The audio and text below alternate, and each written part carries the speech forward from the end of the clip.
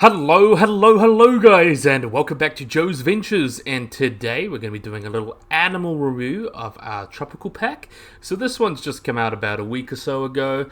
I know I've been a bit lazy to get into it, but sometimes when you make those videos kind of back to back to back like that, you just want to take a little bit of a break. But now we're going to get right into it. So we're going to be starting off today. We've got the exhibit animal, or the walkthrough exhibit animal today. We have got the brown-throated sloth. So let's take a look at these wonderful guys here. Let's see if we can find one in a good posture. Oh, I guess we gotta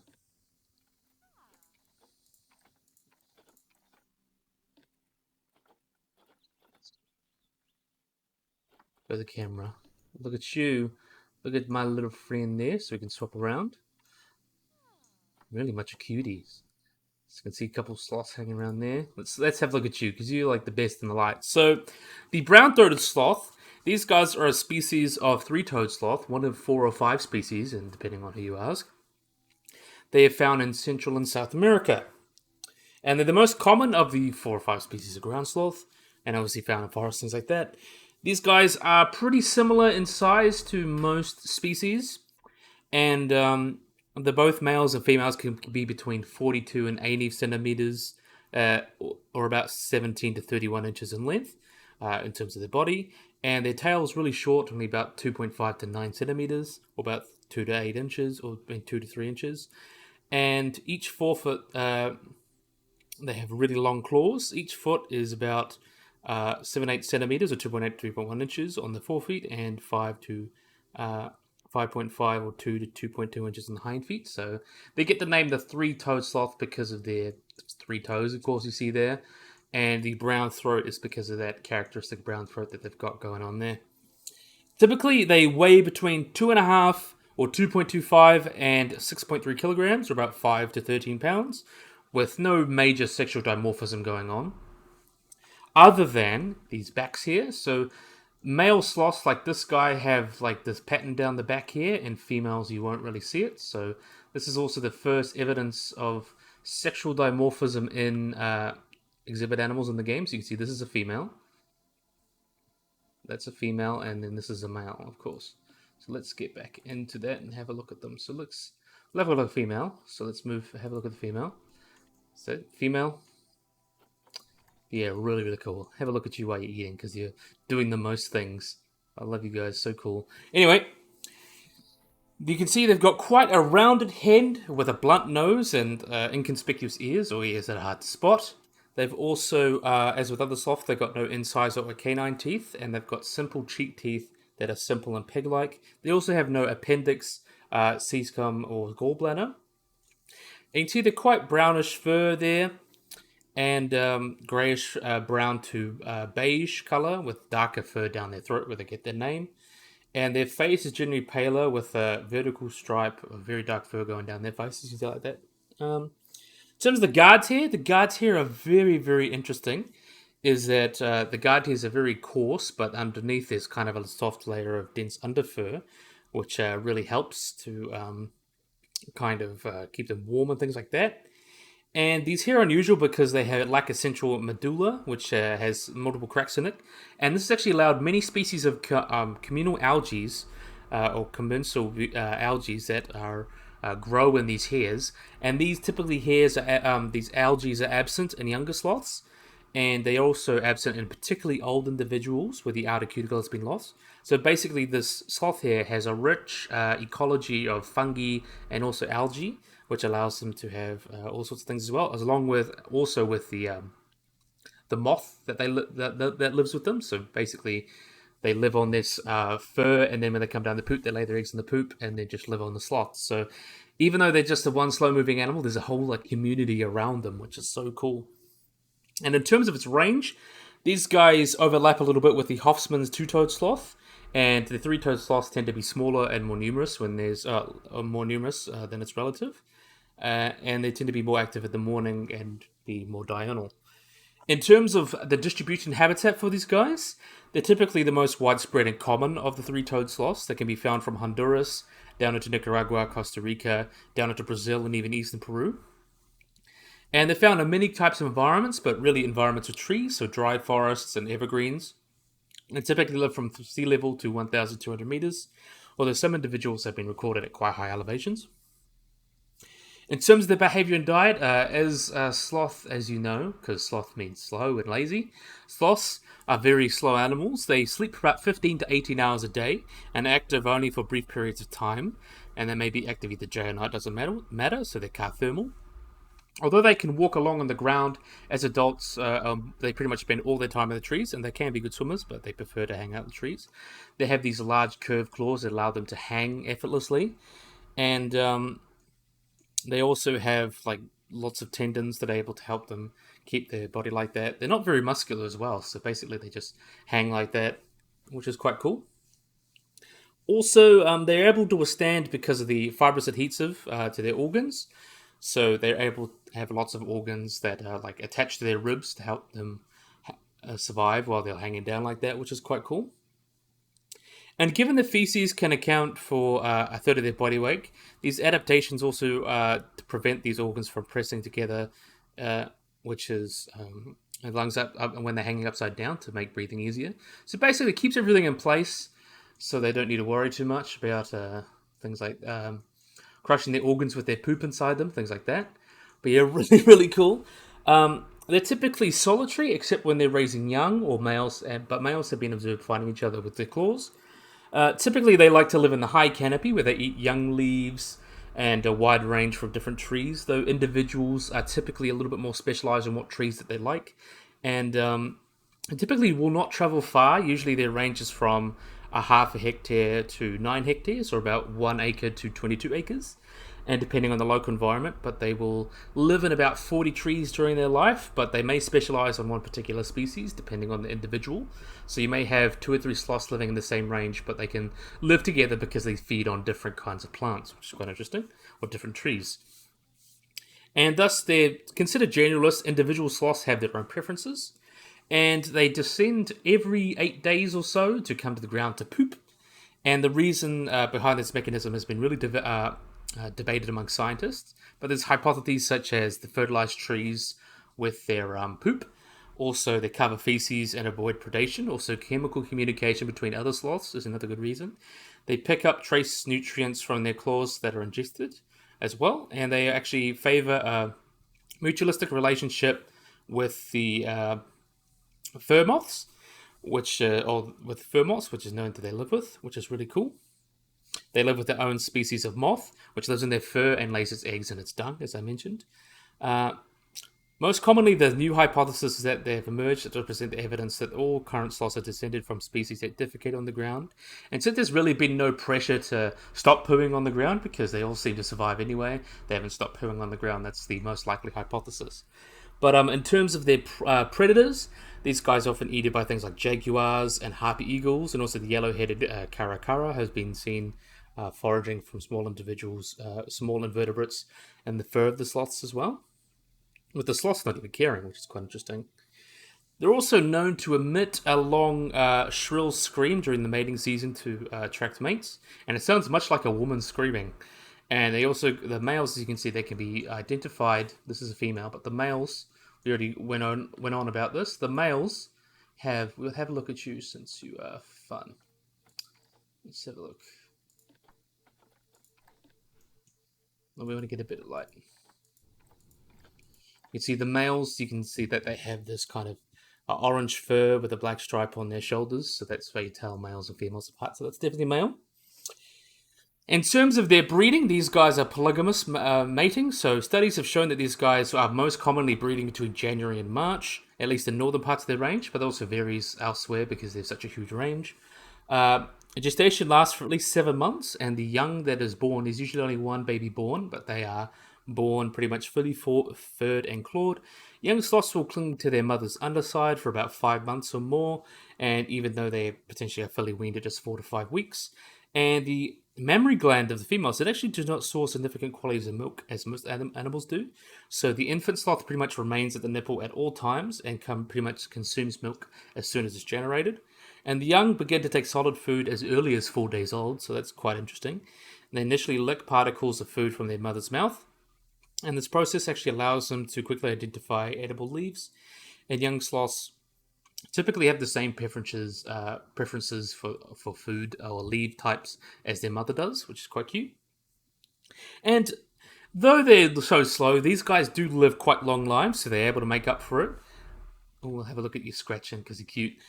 In the wild, adult brown-throated three-toed sloths typically live for about 30 to 40 years, which is quite cool. And in terms of their relatedness, there's there's the screamers you could talk about. It's quite interesting. So, in terms of their relatedness to other sloths, um, their closest living relative is the pale-throated sloth, which split about 400,000 years ago, so well within the Pleistocene. But the other species, the main sloths, diverged over 7 million years ago, so not that distantly related. So there's 4 or 5 species of three-toed sloth, depending on who you ask. There's kind of the northern and southern main sloth, I believe. Then there's the pale-throated and the brown-throated sloth. There's also a pygmy sloth that's sometimes considered a subspecies. That's why I say the 4 or 5, but it's quite interesting. Really do like these guys. So let's have a look at their Zoopedia while we're here. So brown-throated sloths, you see they're less concern. Pretty much covers all that. Let's see their range. You can see they come from pretty much central up to about southern Brazil. They live in groups of about 1 to 6, though they are solitary in the wild. They don't have a dominance hierarchy, and they are polygamous. Sizes, males and females, are both about 60 centimeters long. Both live for about 45 years, and both about 4.3 kilograms.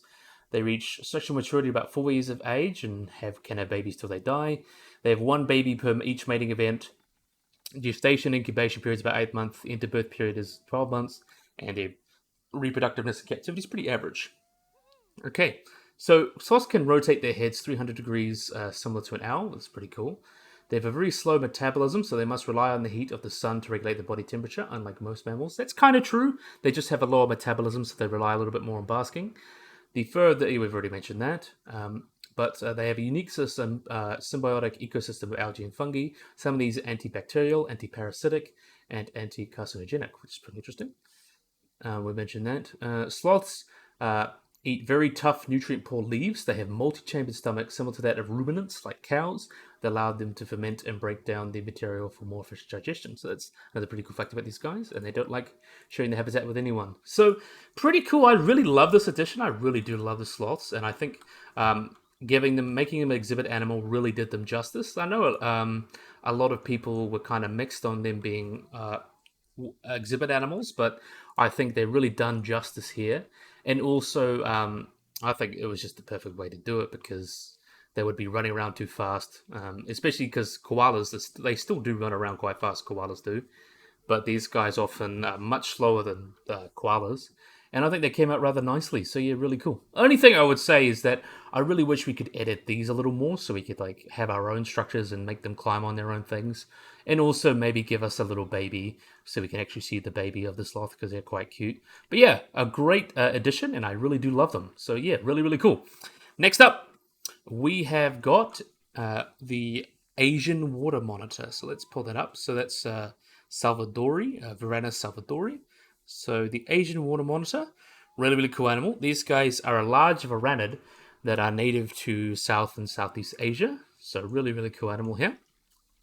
They're one of the most common monitor lizards in Asia, and they range from India to Bangladesh, Sri Lanka, throughout Southeast Asia, and into Indonesia and China as well, in southern China. And they are named the water monitor because they spend most of the time pretty close to water. And they're also one of the largest squamates or largest lizards in the world, second only to the Komodo dragon in that regard. So the water monitor is a large species. They typically breeding age or breeding size for males is about 40 centimeters or about 16 inches long, and they weigh about 1 kilogram. For females, it's about 50 centimeters or 20 inches, but they grow much larger throughout their life, and they often breed much more earlier than before they get like skeletally mature. Typically, they grow much larger, with males typically being larger than females.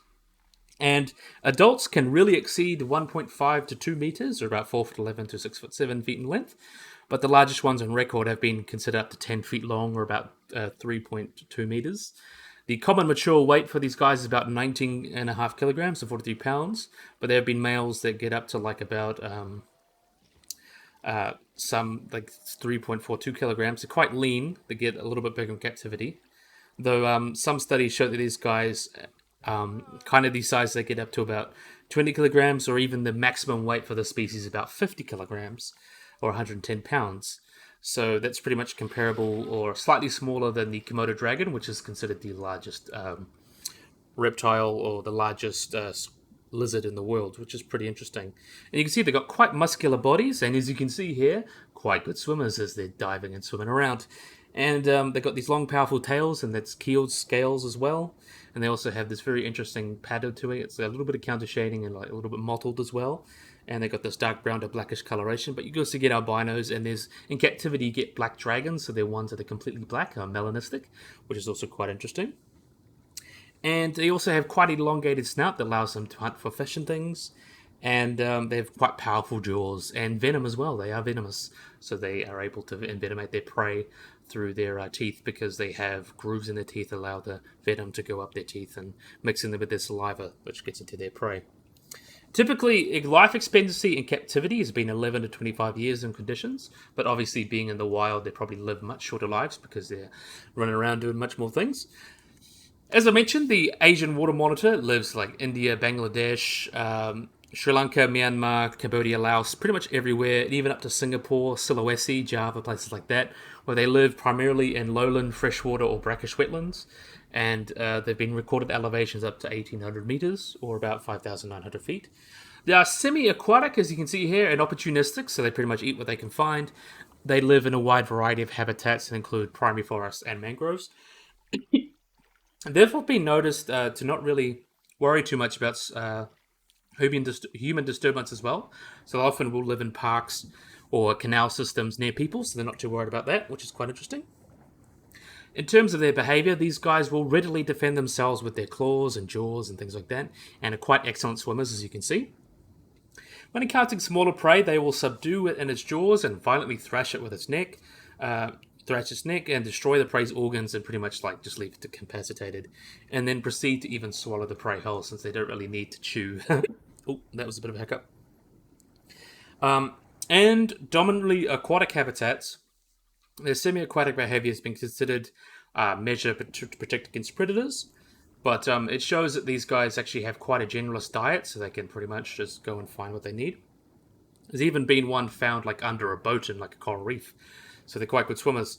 And when hunted by predators such as king cobras, they will climb up trees with their powerful claws and legs, and if the evasion is not enough to get away from danger, they often jump into streams from trees for safety, which is a similar tactic used by green iguanas, which they're not that closely related to. And like the Komodo dragon, these guys will often eat carrion and have a very good sense of smell to be able to smell prey from miles away. And they also have been known to feed on dead human bodies, so remember that. And while on the one hand their presence can be helpful for locating missing peoples, they often can inflict huge further injuries to the corpse, which complicates other things like trying to find out who killed the person.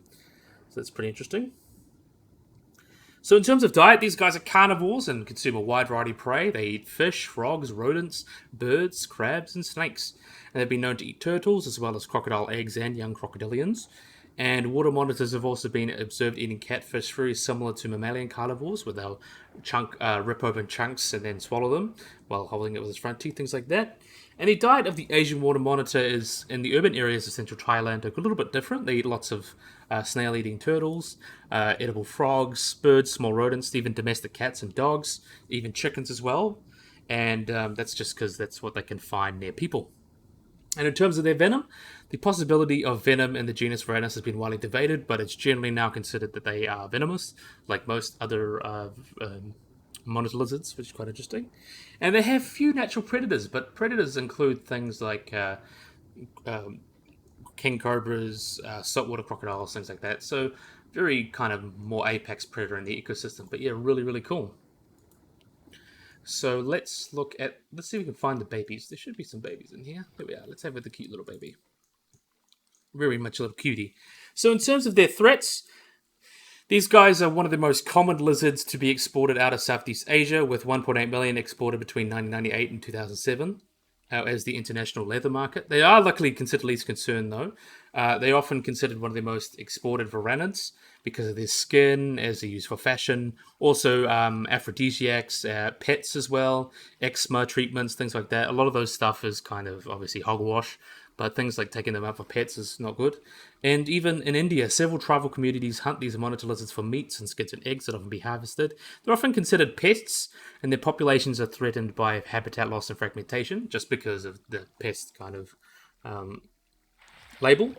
But in terms of conservation, they are protected in places like Nepal, and they also have been people trying to protect these guys. They're also still quite common though many fall victim to roadkill and animal cruelty. They are still doing okay in a lot of regards. They're still common in large urban areas like in Thailand, and as they are considered at least concerned by the ICN because they found in a wide area and also still doing quite well and can be commonly found. That's quite interesting. There's a cute little juvenile. Loss of habitat has been a big thing for these guys. So, a lot of areas where they live in, like mainland India, they've been kicked out because of habitat loss and hunting. Without areas, they survive, as well as because larger ones produce a lot of eggs, so they're basically able to keep up with all the killing. And as I mentioned, they are pretty much protected in most regards. So yeah, really, really cool. Love the monitor lizard. Really came out wonderfully. Definitely a big fan of this guy. So let's have a look at the Zoopedia. So yeah, as I mentioned, least concern, Asian water monitor or Varanus salvador, the large reptile. Da da da da da. You can see the range here. They could be found from India into pretty much southern China, Indonesia, Malaysia, Vietnam, places like that. Social needs usually need 1 to 2, so male or female, with one of each. Their dominance is none, and they're quite promiscuous. The maturation rules, they're solitary, which basically all mature offspring will become outsiders. They're quite confident with humans, and no humans cannot enter their enclosure. Typical size, male's a little bit larger, so 2.2 meters long compared to 2 meters long. Life expectancy is about 18 years for these guys, and they weigh about 20 kilograms for males and 11 for females. They reach sexual maturity about 3 years of age, and they have babies till they die. They can have up to 2 to 8 babies per mating event, and the incubation period is about 8 months, with the interbirth period about 24 months, and easy to breed in captivity, so that's quite cool. The Asian water monitor can hold its breath for up to 30 minutes. That is true because they've been found under ships in coral reefs and being able to survive on there. They're one of the heaviest species of lizard, second only to the Bokono dragon. They can dislocate their hyoid bone in their neck so they can swallow larger chunks of food while swimming. It's not technically dislocating, but true. The bite of Asian water monitor is very strong and mildly venomous due to the presence of venom glands. When a bite is reportedly very painful, the venom is not lethal to humans. They've also been known to dig up where they search for food. So, yeah, pretty much stuff we already mentioned. And they don't like sharing their habitat with anyone. So, yeah, another cool animal done. So, we're about halfway now. Next up, we have got the Red River Hog, or the bush pig. So, really, really cool. This one's been a mod for a while, so everyone's been wanting to talk about it. So, he's a bit muddy, but that's okay. The Red River Hog is a wild member of the pig family, and they live in Africa, with most of them living around the Congo and the Guinean forests, and they're really seen away from rainforests. But yeah, still quite cool regardless. Let's see if you can find one that's not covered in mud. Yeah, I think they're all covered in mud, but yeah, you can see the wonderful color variation within these guys. So you can see the main difference from other hogs. It's really striking is their striking orange to red color fur, where they have black legs and also this white stripe along their back. Also some on their face as well, and they also have these prominent facial whiskers. And unlike other species of pig, their entire body is covered in hair, unlike a lot of other African pigs. And they have no bare skin visible. Typically, adults will weigh between 45 to 115 kilograms, or about 99 to 254 pounds, and stand about 55 to 80 centimeters tall, with a length of about 100 to 145 centimeters, about 39 to 37 inches, with a thin tail being about 30 to 45 centimeters, or about 12 to 18 inches, and it ends at a tuft of black hair, as you can see there.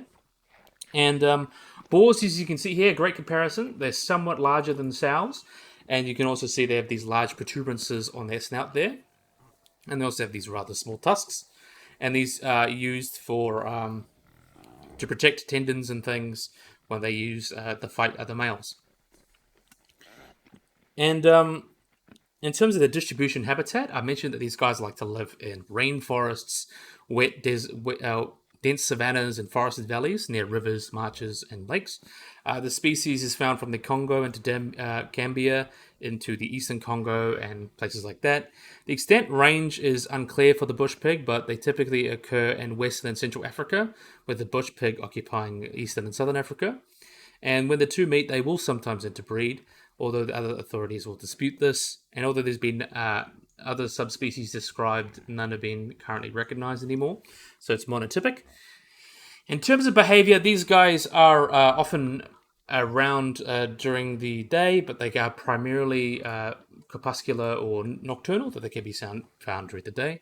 They typically live in small groups between 6 to 10 animals, and comprise of a single adult male, a bunch of females, and the females of young. However, much larger groups of up to 30 individuals can be seen in preferable habitats. And the boar will defend its harem aggressively against predators, even like leopards and things like that.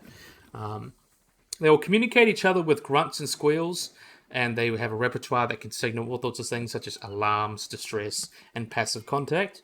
And in terms of their diet, these guys are omnivores, similar to most other pigs. They'll feed on roots and bulbs and tubers, and supplement their diet with fruits, seeds, water plants, herbs, fungi, dead animals and plant remains, lots of invertebrates, lizards and snakes, things like that, and eggs. And even domestic animals such as piglets, goats, and sheep they'll eat, which is quite interesting. They use their large muzzle, as you can see here, to sniff around and look for food. And they often use their tusks to scrape the ground as well. They have also been known to cause damage to agricultural crops, such as yams and cassavana, which is probably labeled a bit of a pest. Next up, we'll have a look at the cute little babies with the little babies. There we are. There's a cute little baby. Oh, no, that's mum. We want to have a look at the cute little baby. Look at that cute little baby, little friend. So, Red River Hogs will breed seasonally. So, the young that are typically born at the end of the dry season in February, but the midpoint of the rainy season in July. The estrus cycle lasts about 34 to 37 days, and the male will lick the female's genitals before mating, and then the gestation after they've mated will last about 120 or so days.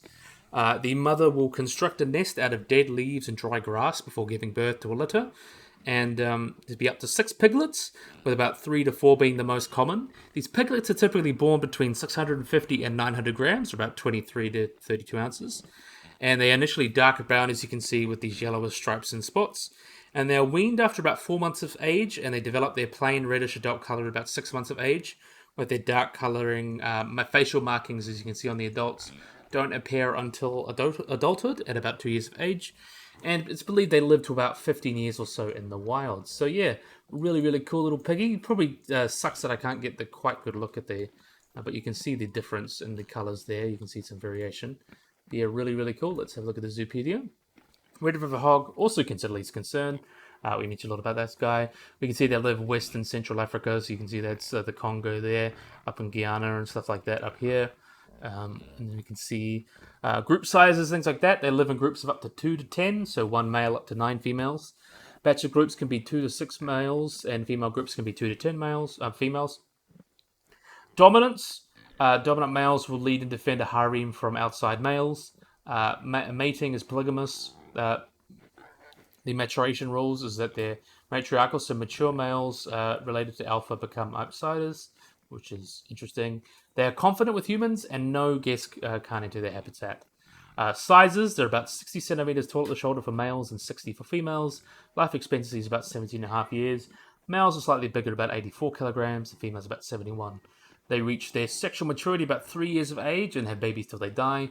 They have 1 or to 5 babies per mating period, and gestation lasts about 4 months with an interbirth period of about 24 months, and they're quite easy to breed in captivity, so that's quite cool. Interspecies, oh no, have a look. They're the smallest African member of the pig family. They have scent glands above their eyes, feet, and tusks that they use to scent mark. That's also true. Unlike like most pigs, they are omnivores and eat meat given the opportunity, and mostly in the form of small animal carcasses. They've also been known to follow foraging chimpanzees, also to pick up the fruit that they drop. And the piglets of the Red River Hog will play dead when frightened, but when they get older, they abandon this strategy and simply just run away. So that's quite interesting. Probably just helps hide their shape.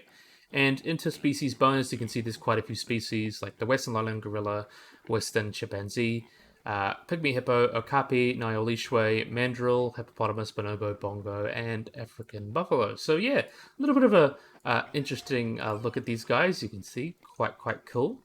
So next up, we're moving on to some big bad carnivores. So next up here, we have got the fossa. So a really cool animal that we're going to get to talk about. So the fossa is a slender-looking cat-like mammal, but we'll get to they're not cats. They live only on Madagascar. So they are is that these guys are a really interesting own group. So they're a group of pretty much like mongooses called Ephrelidae. They're their own group, which is called the Malagasy carnivores. They have share that group with a couple other animals, but these guys are related to mongooses, and they're their own group endemic to Madagascar. And these guys are kind of like convergently evolved to have a lot of cat-like behaviors and looks to them. So that's really interesting. So it's a great example of convergent evolution, and they've become pretty much the top predator of Madagascar at the time. So as you can see, they look like a large feeder. They almost look like a little cougar, but they don't look quite right for a cougar. But they have a slender body with muscular lips and a tail that's almost as long as their body. They have a mongoose-like head that's quite a bit longer than that of a cat. And although that muzzle is broad, it's short. They also have these large rounded ears. And like many carnivorans, they hunt at night with their eyes reflecting light. And you can see they've got this quite orange color to them. And they also have these medium brown eyes that are kind of with these slit pupils, which help them catch light as well. So it's really cool. The head to body length of these guys is about 70 to 80 centimeters, or about 28 to 31 inches. And the tail is about 65 to 70 centimeters, or 26 to 28 inches long. And there is some sexual dimorphism, males being slightly larger at about 6.2 to 8.6 kilograms, or about 14 to 19 pounds. And females being about 5 to 5.6.8, or about 12 to 15 pounds. Though smaller individuals are typically found in the north and east of Madagascar, larger ones live in the south and west, and there have been some abnormal individuals that have been estimated about 20 kilograms, so quite big. As you can see, most males and both male and females have the short, straight fur that is relatively dense, but they don't have spots, but they have this quite interesting counter shading going on, and you can see that there. Some of the great adaptations these guys have for catching lemurs and things, they're quite good, as you can see there, climbing trees. And they use their tail to assist, and they have semi-retractable claws, allow them to climb trees. They also have semi-plantigrade feet, and then they switch to their plantigrade like gait when they're arboreal, and a digitoid one when they're walking, so that's quite interesting. And the soles of its paws are nearly bare, actually, as you can see that here. You can see that they're bare. And they are covered with strong pads, and they also have quite flexible ankles to allow them to grab tree trunks and climb down and leap in other trees. And captive juveniles have been known to swing upside down by the hind feet from knotted ropes, which is quite cute. They also have several scent glands, like other species of mongoose. They have perennial skin glands and anal sac glands as well, which is quite interesting. Well, they're not that closely related to mongooses. They're their own family of like endemic, cool Madagascar mongooses, which is quite cool. So, in terms of their habitat and distribution, these guys are mostly widespread across Madagascar and generally found in low numbers throughout most of the forests, preferring pure, pristine, undisturbed forest habitats. That they will live in some degraded habitats. Although they're found in all sorts of habitats, they prefer like the eastern rainforests, the dry deciduous rainforests, and the southern spiny forests, and seem to frequent more humid areas than the dry forests. And this may be because of the reduced canopy, which has less shade. But they're typically found all across Madagascar. In terms of behavior, these guys are considered active during day and night, so they're cathermal, with activity peaking around early in the morning, late in the afternoon, and late at night. And the animals generally do not reuse sleeping spots, but a female with young will return to the same den. The typical home range for a male fossa is about 26 kilometers, about 10 square miles, while female will have a 13 square kilometer or about 5 square mile. And their range will overlap, so they'll be able to meet up with each other as well. And they will travel about 2 to 5 kilometers, or about 1.2 to 3 miles per day, and things like that, which is quite interesting. Except for mothers or occasional observation of pairs, these guys are usually found alone and considered solitary. And even though there have been some evidence of cooperative hunting, let's see if we can find another one to talk about, where they've actually been able to bring down a 3 kilogram sifaka, which is quite interesting. And these guys may have been using cooperative hunting to actually hunt larger extinct lemurs. So that's pretty cool. Oh, recently extinct lemurs as well. In terms of their communicate, they use lots of sounds and scents to communicate, with vocalizations including purring and threatening calls, and also a call fair that they use, along with a high yelp as well. And females actually meow during mating, and males will provide a sigh when he's found a female. And throughout the year, they produce long-lasting scent marks on rocks and things to communicate as well. And they're only really aggressive. The animal's aggressive only during mating, and the males will particularly fight fondly. But in captivity, they're usually not aggressive, and even allow themselves to be stroked by zookeepers, though adult males in particular may try and bite. So, if you're a zookeeper keeping fossas, you can pet them, but obviously be aware. But in terms of their diet, these guys are carnivores. They feed on large and small and medium-sized animals. They're one of the 8 species of carnivorans endemic to Madagascar. They're the largest surviving endemic terrestrial mammal, and the only predator able to attack and consume pretty much all extant lemur species, which the largest being as much as 90% of the weight of an average fossa. And although they predominantly hunt on lemurs, they will feed on all sorts of things, and they will specialize depending on their habitat and the season. The diet does not vary by sex at all, as well. So these guys have been studied in looking at the scats and things. They will also eat both invertebrates and vertebrates, but they'll feed on reptiles, small invertebrates, rodents, and lemurs. That's kind of what they mostly eat. The one study found that they almost half of their diet is pretty much lemurs. Then they'll feed on tenrecs and lizards and birds, with seeds having about 5% of their diet as well, which is quite interesting. But typically they like to prey upon larger lemurs and rodents compared to smaller ones. That's kind of their main prey. In terms of their, they usually will hunt by either the ground or in the trees. During the non-breeding season, they will hunt by themselves, but during the breeding season, they may even have hunting parties, and there may be pairs or later with mothers with young. Other members of the group will kind of chase the lemur from tree to tree, then forcing it to come to the ground where they're easily able to kill it. The fossa has been known to eviscerate its larger lemur prey, which is a trait that's often been seen in their scat, and helps identify the kills. Long-term observations show that they typically will hunt a subsection of their range, usually to hunt these like savakas and things like that. Ooh, getting a bit grumpy. But yeah, quite interesting, really cool. But typically they'll feed on medium-sized mammals, things like that, so not too different. In terms of breeding, let's have a look at the cute little babies while we talk about breeding. These little guys, typically they will breed, they're polyandrous, so most of the female, what we know is that these guys will kind of just breed with whoever they can. They typically will breed between September and October, although there's been reports of them breeding as late as September, and they're highly conspicuous. In captivity, they will breed about March to June in the Northern Hemisphere as well. As much as 8 males will be at a mating site and then kind of look for a female, and she'll choose a mate and then go off with him, while the other ones obviously fight about it. And typically, they give birth to a litter of about 1 to 6, typically about 2 to 4, and she'll stay in a den, which is like usually a large termite mound or a rock crevice or a hollow tree to live in. Young are typically born in December, January, and they have a gestation period of about 90 days, with their last mating reports have a gestation period of 6 to 7 weeks.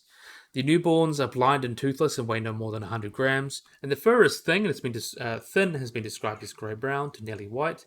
And after 2 weeks, their eyes open, and they become more active as their fur darkens.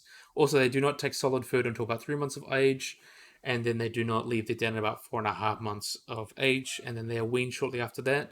In their first year, that's when they become independent from their mothers, with their permanent teeth appearing about 18 to 20 months after that. And the young may stay with their mother until they're fully mature.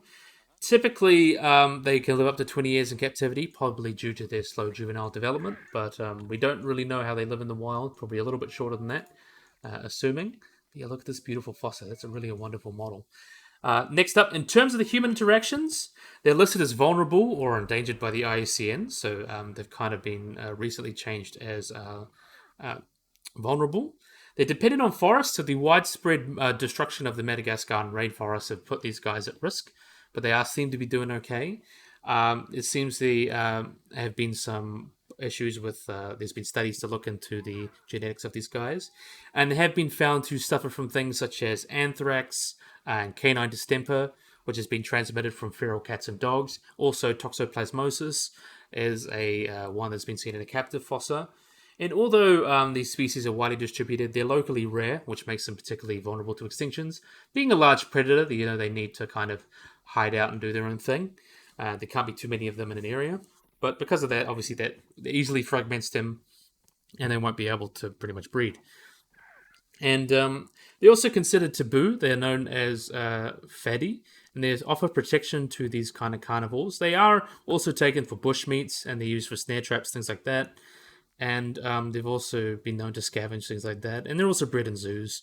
And they were featured in Madagascar, the DreamWorks film, where they're referred to as Fossa, where they are actually shown as the most fearsome predator in Madagascar, because they are the top predator of Madagascar at the moment. They weren't just 1,000 years ago. There's a giant fossa, which is quite interesting. But yeah, a really, really cool animal. Definitely love this guy.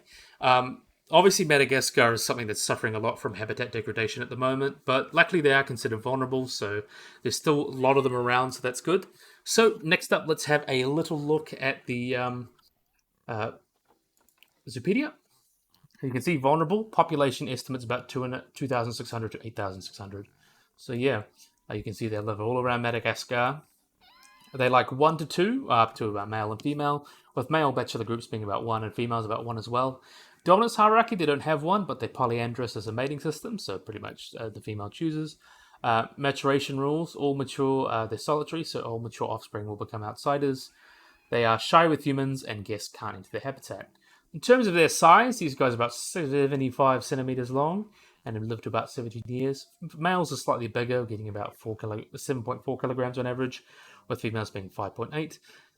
In terms of age of sexual maturity, they get about 4 years, and they have babies till they die. Numbers of offspring per mating events 2 to 4, and gestation or incubations about 3 months, with each birth period about 24 months, and they're quite hard to breed in captivity, it seems.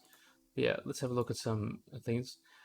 They're unique among carnivores as they use a polyandrous mating system where the female will control a territory and mate with multiple males.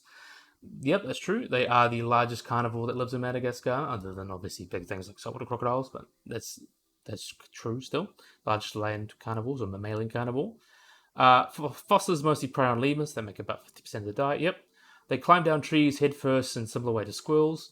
They are members of the Epluridae family, whose closest relatives are the continental African mongooses. They're thought to evolve to be very large due to being an isolated population of Madagascar 21 million years ago. So yep, that is true. Yep, and they don't like sharing with anyone because they are predators. But yeah, really, really awesome. I love this one. This one wasn't shown off for a while. You can see this is a frontier at its peak. It really looks nice. They really nailed the fossa. So yeah, another Madagascar animal. We know we love our Madagascar and the animals. Yeah, really, really cool. So, last but certainly not least, we've got kind of the highlight of the pack, where you have got the Lar Gibbon. So let's have a look at these guys. So let's move over. Look at these cuties over here. So this is the Lar Gibbon, and they have a lot of variations. You can see there's kind of dark ones and light ones and beige ones, which is quite cool. So these guys are the Lar Gibbon, or the white-handed gibbon. They're an endangered gibbon species that are often kept in captivity, so that's why they're probably considered for the game. You can see here they've got a fur coating that varies quite a bit, from like black to dark brown to light brown and sandy colors like this. And they get their name the white-handed gibbon because of the white ring of white around their hands. And they also have these quite dark faces with a white ring around that.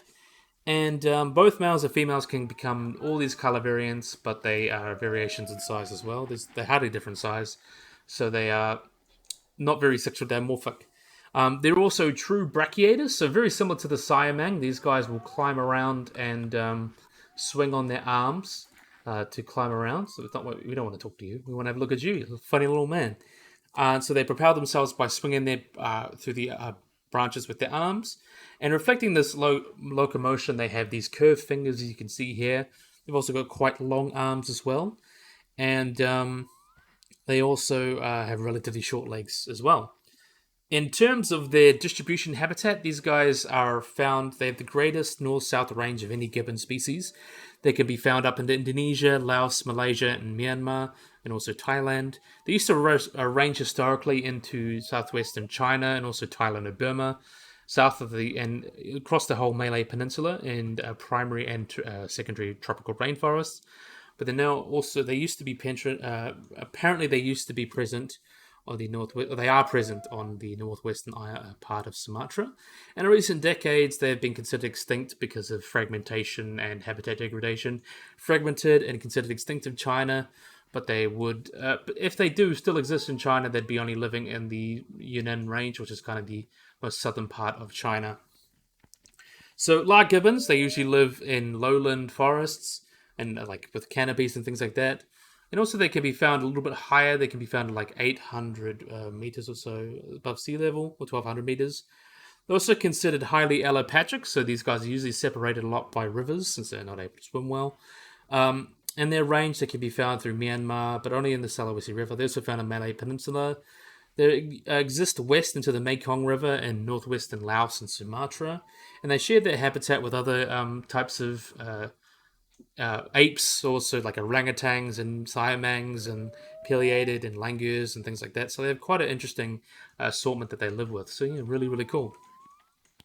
So in Thailand, they're probably they believe their numbers will be between 15,000 and 20,000. Though there may be as few as 10 in China, if any. So they are doing okay in that regard. So they're not like super endangered. There's only like a couple hundred left, but they are definitely declining as we go through. These guys are considered frugivores, like many other gibbons. Fruit typically takes about 50% of their diet, but they will eat leaves and insects and flowers, which will take up the remainder of their diet. And in the wild, they'll feed on all sorts of different foods, such as figs and fruits, berries and young leaves, new shoots, vines, and things like that. But they'll also eat insects such as wasps and mantids, and also bird eggs as well, so that's pretty cool. And during the summer months where figs and leaves are typically less available, they'll eat a lot more insects in the winter, which is quite interesting, and relative to the winter, so it's quite interesting. Lar gibbons are typically diurnal, so they come out during the day, and are quite arboreal, so they spend most of their time in the trees. And they're usually active for about 8 to 9 hours a day, and they leave their sleeping sites right around sunrise, and then they enter sleeping through the average between sunset. And on average, Lar gibbons will spend their days feeding, traveling, and doing social activities, including vocalizing, and then talk to each other in their groups. Although the actual portion of their activities will change a lot throughout the year. They really come off the ground, which they use their long arms to brachiate and move around and swing around there. Although they really come to the ground naturally, while they can walk bipedally, they can actually walk like that. Their social organization is typically monogamous. They have like family pairs, so male and female will kind of hang out and make a territory for themselves. However, this is so that there's actually somewhat flexible, so they're actually extra pair kind of groups, and also partner changes and polyandrous groups, so groups where there'll be more than one. So there is a little bit of flexibility on that. And these multiple polyandry may be attributed to the competitive territory, cooperative territory use, and female defense, which is quite interesting. So typically, as a range sizes increases, they will typically be more successful at pairing a pair or group. So these extra pair copulations may actually increase the chances of babies to survive and decrease the chance of infanticide. So actually having more than one is actually sometimes pretty good, it seems. In terms of vocalizations, these guys will have a firm territory, and they're protected by warding off other gibbons with their screeches and their calls. So each morning, the family will gather and do a great call, which is a duet between the breeding pair to kind of say, hey, this is my area. Each species has a typified call, and each breeding pair will have the unique variations on their theme. The great call of the Lar Gibbon is characterized by short hoots with more complex hoots, as you can hear there. So yeah, pretty spot on, actually. And these traits are used in determining species, and how that's kind of the way to tell the species apart. And recent studies also show that these guys evolve communication to conflict in terms of predation. So in the presence of tigers and serpent eagles and reticulated pythons, these songs will be like sharp wow events rather than kind of long and drawn out choruses, or duets, which is quite interesting. So yeah, let's have a look at the reproduction while we're here. I want to have a look at the cute little baby. Where is the cute little baby? Where is the baby? We must find the baby. Let's see. You know what, there is the baby. So let's have a look at you on camera. Look at this little cutie. Definitely a big fan of him. So sexually, they're quite similar to other gibbons. Mating will occur in every month of the year, but they usually will be born, usually conceived of the dry season of March, with the peak of births being about the late rainy season or in October. On average, females will reproduce for their first time at about 11 years of age in the wild, though much later in captivity. A gestation will last about 6 months on average, and pregnancies usually will result in a single baby like this. And young are nursed for approximately 2 years, and the full maturity will come to about 8 years. And the expected life expectancy for a gibbon or a Lar Gibbon is about 25 years in the wild, but they probably live quite a bit longer in captivity.